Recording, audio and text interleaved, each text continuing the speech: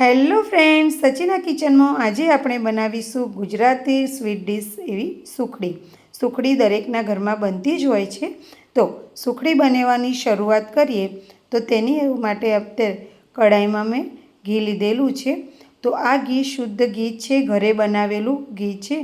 તો તે ઘી થોડું ગરમ થાય ત્યારબાદ તેની અંદર આપણે લોટ ઉમેરવાનો છે.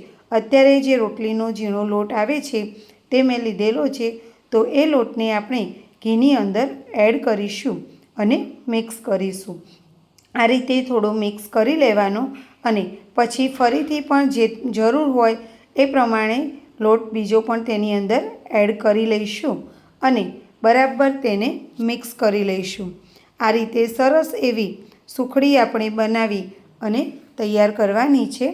તો આ લોટ અને ઘી બરાબર મિક્સ કરી અને તેને શેકી લેવાનું છે. તો અત્યારે તમે જોઈ શકો છો કે ખૂબ જ સરસ રીતે આપણે ધીમા તાપે એને શેકી રહ્યા છીએ. તેને ગુલાબી રંગનું થાય ત્યાં સુધી આપણે શેકવાનું છે. તો એનો કલર પણ ધીમે ધીમે ચેન્જ થઈ રહ્યો છે. તમે જુઓ કે ખૂબ જ સરસ એવો કલર પણ એનો ચેન્જ થઈ રહ્યો છે. અને આ રીતે ઘી ની સાથે લોટ શેકાઈ જાય અને આ જે સુખડી છે તે બનતી હોય ત્યારે ઘરમાં પણ ખૂબ જ સરસ એવી સ્મેલ આવે છે. અને આ લોટ પણ જે રતાશ પડતો થોડો શેકાઈ જાય એટલે આપણે ગેસની ફ્લેમ બંધ કરી દઈશું અને તેની અંદર હવે આપણે ગોળ એડ કરીશું. ગેસની ફ્લેમ બંધ કર્યા પછી જ અંદર ગોળ એડ કરવાનો કે જેથી કરીને આ ગરમ જે લોટ અને ઘી શેકાઈને તૈયાર થઈ રહ્યું હતું તેની અંદર જ ગોળ સરસ એવો મિક્સ થઈ જશે કે જેથી કરીને સુખડી આપણી બિલકુલ પણ કડક નહીં થાય, એકદમ પોચી. અને તમે આ સુખડીને 15થી 20 દિવસ સુધી તમે બહાર પણ રાખી શકો છો.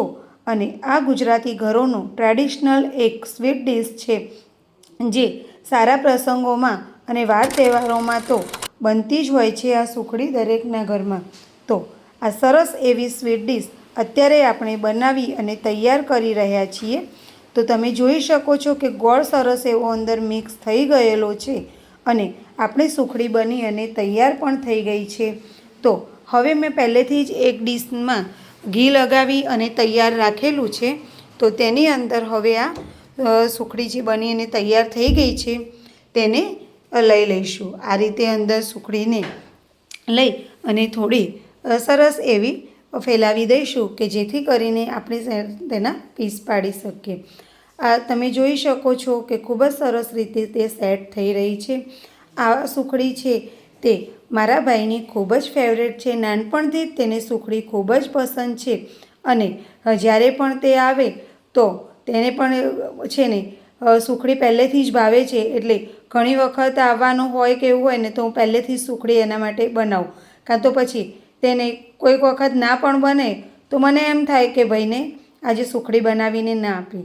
પણ એને સુખડી ખૂબ જ પસંદ છે અને આ રીતે જો સુખડી બનાવીએ તો તમારા ઘરના ફેમિલી મેમ્બરોને પણ ખૂબ જ પસંદ આવશે. તો ગોળ અને ઘી અને લોટ આવી બસ 3 જ વસ્તુઓથી ખૂબ જ સરસ એવી સ્વીટ ડીશ આપણી બની અને તૈયાર થઈ જાય છે. તમે જોઈ શકો છો કે ખૂબ જ સરળ રીતે સેટ પણ થઈ ગઈ છે. અને અત્યારે ખાલી આપણે થોડા એના કટ કરી અને રાખીશું કે જેથી કરીને આપણે તેને સરળતાથી કાઢી શકીએ. તેને આપણે 10થી 15 મિનિટ સુધી ઠંડી થવા દઈશું કે જેથી કરીને તે સરસ સેટ થઈ જાય અને તેના પીસ પડી જાય. અત્યારે હું તેને કાજુથી ગાર્નિશ કરી રહી છું. તમારે જો કાજુથી ગાર્નિશ કરવો હોય કે બદામથી, એ તમારી પસંદ અનુસારના ડ્રાયફ્રૂટ સાથે તમે તેને ગાર્નિશ કરી શકો છો. તો તમે આ રીતે સરસ એવું તમારી પસંદના ડ્રાયફ્રૂટથી ગાર્નિશ કરી અને હવે સુખડીને 15થી 20 મિનિટ પછી સરસ એવા પીસ પાડી દેવાના. તમે જોઈ શકો છો કે ખૂબ જ સરસ રીતે એના પીસ પણ પડી રહ્યા છે અને એકદમ સરળતાથી એ પીસ પ્લેટમાંથી બહાર પણ આવી રહ્યા છે.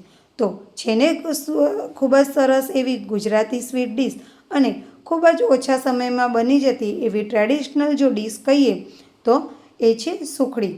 તો તમને મારા વિડીયો કેવા લાગે છે તે કોમેન્ટ કરીને મને જરૂરથી જણાવો. હું તમને એક સુખડીનો પીસ પણ બતાવી દઉં કે કેટલો સરસ રીતે આ સુખડી સેટ પણ થઈ ગઈ છે અને એકદમ આપણે જે રીતે સુખડી આપણે જોઈતી હોય એવી તમે જોઈ શકો છો કે સરળતાથી તે એકદમ સોફ્ટ અને નરમ બની છે, બિલકુલ પણ કડક પણ બની નથી. તો આવી સરસ સુખડી તમે પણ બનાવજો. સચિના કિચનમાં આવી રહેલા વિડીયોને લાઈક અને શેર જરૂરથી કરજો. Bye bye friends.